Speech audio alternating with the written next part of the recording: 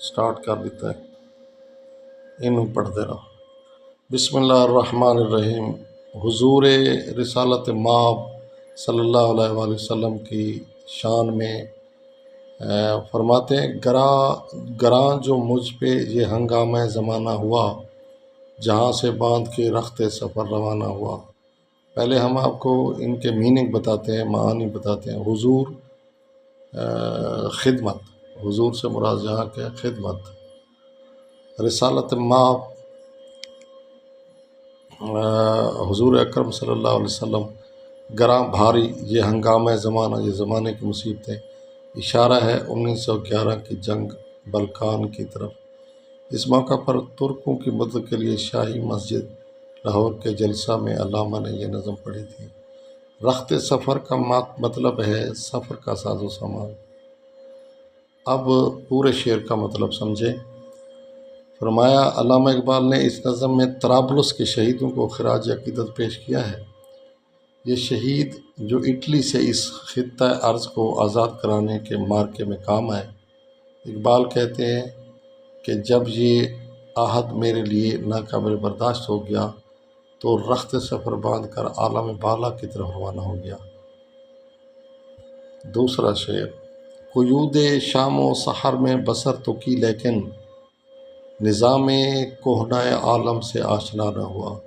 قیود یہ قید کی جمع ہے، یعنی پابندیاں، بسر کرنا زندگی گزارنا، نظام کہنہ معنی پرانا نظام، فرسودہ نظام، دنیا کے تعلقات بھی مراد ہے۔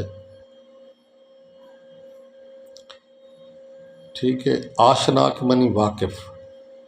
اب مطلب سمجھیں اس شعر کا۔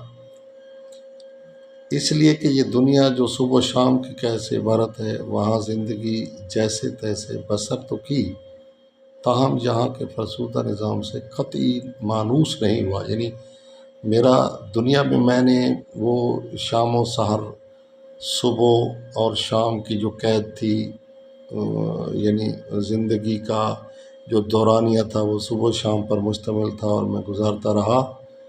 بسر تو کر دی میں نے خوشی سے، طوعاً کرہن، مشکل سے یا خوشی سے، وہ مطلب میں نے بسر کر دی، لیکن میں اس فرسودہ نظام سے، کہنہ نظام سے، دنیا کے پرانے نظام سے میں مانوس نہیں ہوا۔ میری محبت وہاں نہیں، میرا دل نہیں لگا، جی نہیں لگا۔ تیسرا شعر۔ فرشتے بزم رسالت میں لے گئے مجھ کو، حضور آئے رحمت میں لے گئے مجھ کو۔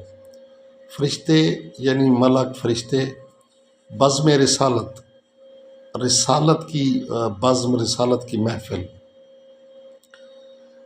حضور آئے رحمت، آیت کہتے ہیں نشانی کو، یعنی چونکہ حضور رحمت کی نشانی ہے، جیسے ایک آیت بھی ہے قرآن مجید کی، وَمَا أَرْسَلْنَاكَ إِلَّا رَحْمَةً لِّلْعَالَمِينَ۔ اے حضور، اے رسول، ہم نے تجھے رحمت بنا کر ہی، عالمین کی رحمت بنا کر بھیجا ہے، سراپا رحمت بنا کر بھیجا ہے عالمین کے لیے۔ اب اس کا مطلب سمجھیں۔ چنانچہ جب میں، شاعر کہتا ہے، علامہ اقبال کہتے ہیں، چنانچہ جب میں عازم سفر ہوا، یعنی سفر کا عزم کیا، تو فرشتوں نے میری رہنمائی کی اور مجھے حضور سرور کائنات کی بارگاہ میں لے گئے۔ حضور جو رحمت للعالمین ہے وہاں لے گئے۔ تو آج اتنا کافی ہے، کل انشاءاللہ اگلا جو ہے نا اس کا حصہ پڑھیں گے۔ اللہ حافظ۔